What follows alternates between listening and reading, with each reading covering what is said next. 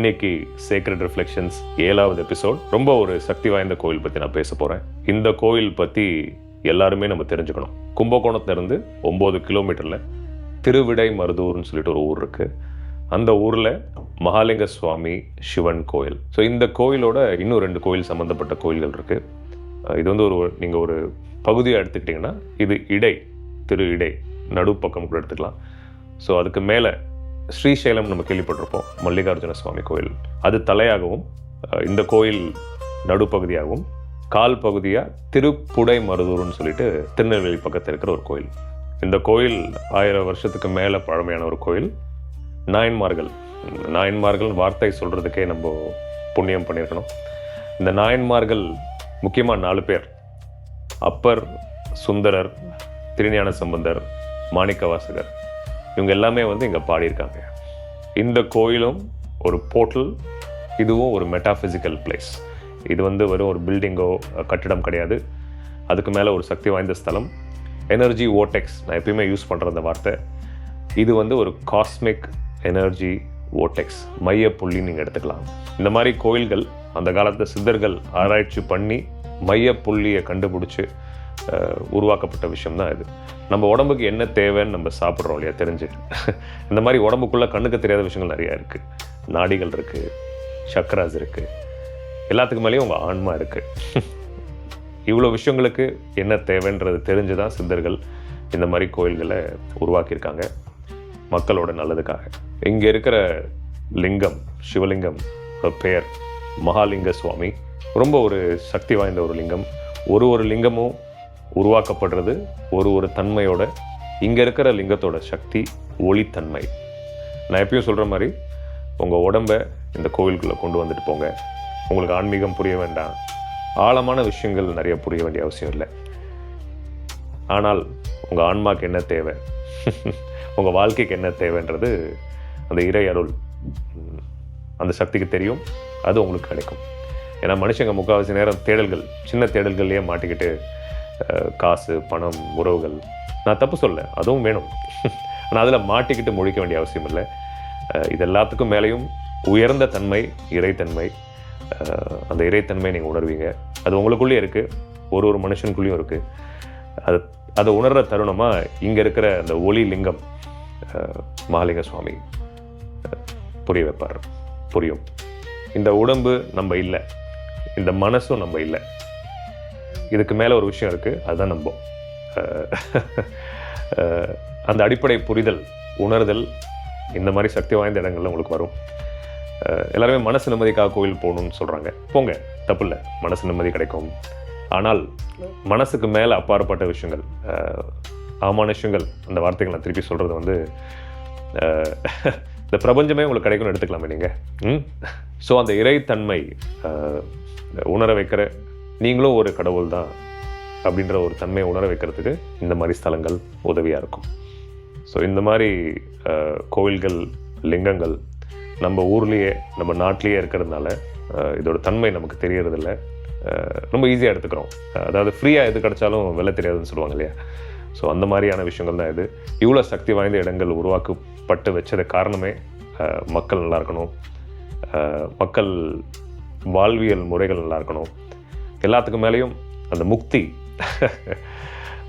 பிறவா வரம், அது கிடைக்கணுன்றதுக்காக தான் சக்தி வாய்ந்த ஸ்தலங்கள் உருவாக்கப்பட்டிருக்கு. ஒரு மனுஷனாக நமக்கு பெருசாக கிடைக்கக்கூடிய ஒரு கிஃப்ட்னு எடுத்துக்கிட்டிங்கன்னா மறுபிறவி இல்லாத தருணம். அதை இந்த ஸ்தலம் உங்களுக்கு கொடுக்கும். ஸோ இந்த மாதிரி சக்தி வாய்ந்த இடங்களுக்கு போகும்போது அவசரமாக போய் உள்ளே போய் தரிசனம் பண்ணிட்டு வரதோ, இல்லை பேசுகிறது, கோயிலுக்குள்ளே கஜன்னு பேசுகிறது, அதெல்லாம் இல்லாமல் உங்கள் மனசில் ஏதாவது குழப்பங்கள், மனசில் இருக்கிற ஆசைகள், இதெல்லாம் மட்டும் அங்கே போய் குறையாக சொல்கிறது இல்லாமல், நிறைவேற்றுற ஸ்தலமாக இல்லாமல் உள்ளே போங்க. ஒரு அமைதியான ஒரு தன்மையில், ஒரு சரணாகதி. ஏன்னா நமக்கு புரிஞ்ச விஷயங்கள் இவ்வளோ தான், புரியாத விஷயங்கள் ரொம்ப அதிகம். எனக்குன்னு சொல்கிறத விட புரியாத விஷயங்கள் ஜென்ரலாக மனித குலத்துக்கு ரொம்ப கம்மி. அதை நம்ம புரிஞ்சுக்கணும். அந்த புரிதலோடு உள்ளே போனீங்கன்னா நீங்கள் எதிர்பார்த்ததோட பல மடங்கு, அந்த இறைவனே உங்களுக்காக இறங்கி வருவார்ன்றது தான் ஒரு புரிதல். ஒரு மருத்துவராக திருப்பி நான் தெளிவாக சொல்கிறேன், நான் புத்தகங்கள் படித்து இதை பேசலை. உணர்வு பூர்வமாக நான் உணர்ந்த விஷயங்கள் இந்த மாதிரி சக்தி வாய்ந்த இடத்துலேருந்து உங்களுக்கு புரியணுன்றதுக்காக நான் பேசுகிறேன். நீங்களும் கடவுள் தான், ஒரு மனிதரும் கடவுள் தான், ஒரு உயிரும் கடவுள் தான், கோயிலில் இருக்கவரும் கடவுள் தான் அப்படின்ற தன்மையை உங்களுக்கு புரிய வைக்கிற மாதிரி விஷயங்கள் தான் இந்த மாதிரி ஸ்தலங்கள். ஏன் உங்கள் வாழ்க்கையில் இன்றைக்கி நம்ம வாழ்கிற வாழ்க்கையில் கூட கண்ணுக்கு தெரியாத விஷயங்கள் தான் அதிகம். ஸோ அந்த மாதிரி கண்ணுக்கு தெரியாத ஒரு விஷயம் தான் தோஷங்கள்னு சொல்லுவாங்க. இந்த கோயிலில் முக்கியமான விஷயம் அங்கே இருக்கிற பிரகாரங்கள் 3 பிரகாரம் இருக்குது. வெளிப்பிரகாரம் அஸ்வமேத பிரகாரம் சொல்லுவோம். அதை சுற்றி வந்தீங்கன்னா ஒரு அஸ்வமேத யாகத்துக்கு என்ன உங்களுக்கு ரிசல்ட்ஸ் கிடைக்கணுமோ அது கிடைக்கும். இந்த கோயிலில் இருக்கிற நடு பிரகாரம் கொடுமுடி பிரகாரம்னு சொல்லுவாங்க. அதை வலம் வந்தீங்கன்னா கைலாஷ், நம்ம எல்லாருக்கும் தெரியும் இல்லையா, கைலாய மலையை சுற்றி வந்ததுக்கான சமம்னு கூறப்படுது. இந்த கோயிலில் இருக்கிற உள்ளே இருக்கிற பிரகாரம் உட்பிரகாரம் ஓம்ன்ற பிரணவ மந்திரம் வடிவில் இருக்கிற பிரகாரம், அதை நீங்கள் வலம் வந்தீங்கன்னா அது உங்களுக்கு முக்தி அளிக்கிற ஆற்றல் கொண்டது. இந்த கோயிலுக்குள்ளே மூகாம்பிகை அம்மன் சந்நிதியும் இருக்குது. இந்த சக்தி வடிவங்கள் பற்றி நான் பேசும்போது எப்பயுமே நான் சொல்கிற ஒரு விஷயம், Sri Chakra. Sri Chakra is the most powerful geometrical form. இந்த அகிலமே ஸ்ரீ சக்ராக்குள்ளே உள்ளடங்கிடும். இந்த அகிலத்தையும் உள்ளடக்கி காட்டுற ஒரு காஸ்மிக் ஜாமெட்ரி தான் ஸ்ரீ சக்ரா. ரொம்ப சக்தி வாய்ந்த ஒரு விஷயம். சக்தி வடிவம் அப்படின்னாலே ஒரு தாய். பிறப்பு நமக்கு கொடுக்கறது ஒரு தாய் தான், நம்மளை அரவணைச்சு கொண்டு போகிறது ஒரு தாய் தான், நமக்கு நல்லது கெட்டது சொல்லி கொடுத்து அதை வாழ்க்கையில் கொடுக்கறதும் ஒரு தாய் தான். ஸோ எல்லா சக்தி ரூபங்களும் நமக்கு ஒரு தாய். அவ்வளோ சக்தி வாய்ந்த ஒரு விஷயம்.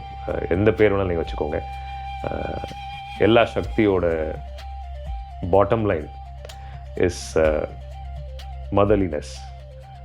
பட்டினத்தார் நம்ம எல்லாருக்கும் தெரியும் இல்லையா, அவரும் அவரோட சீடருமான பத்திரகிரியார் 2 பேருக்கும் முக்தி கிடைச்ச ஸ்தலமாகவும் இந்த கோயில் இருந்திருக்கு.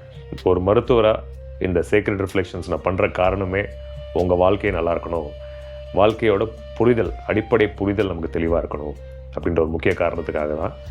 ஏன்னா இப்போ இருக்கிற காலகட்டம் பார்த்திங்கன்னா வாழ்க்கை எதுக்கு வேகமாக போகிறோன்னே தெரியாமல், புரிதல் இல்லாமல் வேகமாக போயிட்டுருக்கு மக்களுக்கு. இதனால் மன கஷ்டம், குழப்பங்கள், இன்னல்கள், எதில் பார்த்தாலும் பிரச்சனைகள். ஸோ இந்த அடிப்படைகள் நமக்கு புரியாததுனால தான் இவ்வளோ போராட்டங்கள் மனுஷங்க வாழ்க்கையில். உங்கள் வாழ்க்கை நல்லா இருக்கணும், இந்த போராட்டங்களுக்கெல்லாம் ஒரு விடை கிடைக்கணும், இந்த போராட்டங்களுக்கு மேலே வாழ்க்கை ரொம்ப அழகான விஷயங்கள் நமக்கு புரியணுன்றதுக்காக தான் இத்தனை வருஷமாக நான் பேசிகிட்டு இருக்கேன். அந்த தருணத்தில் பண்ணுறது தான் இந்த மாதிரி ஒரு ஆன்மீக புரிதல் உங்களுக்கு வரணுன்ற உண்மைகளை பேசிட்டு வரேன். நான் எப்பயும் சொல்கிற மாதிரி உங்கள் எல்லாருக்கும் நான் இருக்கேன். உங்கள் வாழ்க்கை நல்லா இருக்கணும், கண்டிப்பாக நல்லா இருக்கும். நன்றி.